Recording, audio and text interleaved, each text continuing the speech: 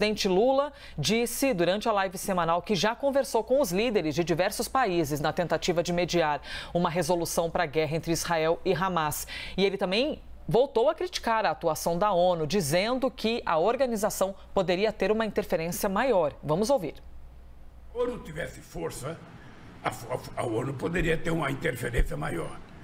Sabe, os Estados Unidos poderiam ter interferência maior.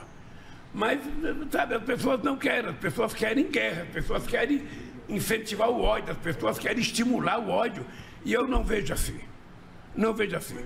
Podem me criticar quanto quiserem. O Lula vai continuar falando em paz. O Lula vai continuar falando de diálogo. O Lula vai continuar chorando pela morte das crianças do planeta Terra e até pela morte que foi feita ontem em São Paulo. Sabe? Um outro pegou a arma do pai para matar. Na escola. Onde é que nós estamos? Onde é que nós estamos? Que mundo nós queremos criar? Aí o presidente Lula fazendo críticas, veementes à ONU. Vamos de Renata Agostini. Renata, a gente tem a fala importante do presidente da República, tem também essa fala, puxa vida, tão relevante, né, de Antônio Guterres, dizendo sim, os palestinos sofrem, sim, os palestinos estão perdendo seus espaços, suas casas, suas vidas, mas isso não justifica o que o Hamas fez com Israel. Exato, Elisa. Bem, primeiro vamos falar da fala de Lula. O que Lula, a gente ouviu há pouco, o que Lula enfatizou hoje, está muito em linha com uma defesa que ele já faz há algum tempo de uma reforma na ONU, mais especificamente, no Conselho de Segurança da ONU.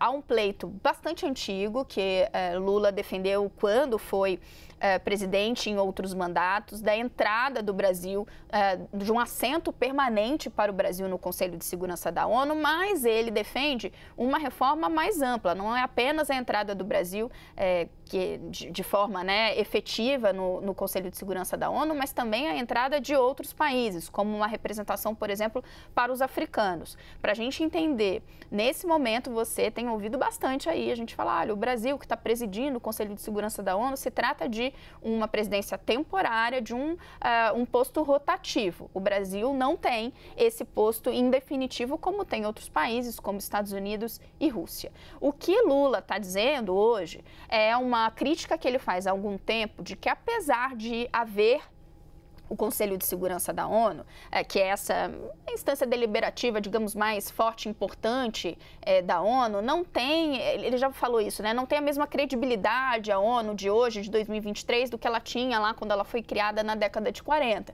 Porque os países, apesar de terem assento permanente no Conselho de Segurança, não usam esse colegiado antes de tomar decisões que os levem à guerra. Por exemplo, no caso da Rússia, que invadiu a Ucrânia, ao arrepio, né, de algum debate no Conselho de Segurança. Ele também critica os Estados Unidos, que lá atrás invadiu o Iraque, né, iniciando uma longa guerra no Iraque, também ao arrepio de decisões que partiram do Conselho de Segurança da ONU. Então, essa fala de Lula, o contexto maior da crítica dele é essa.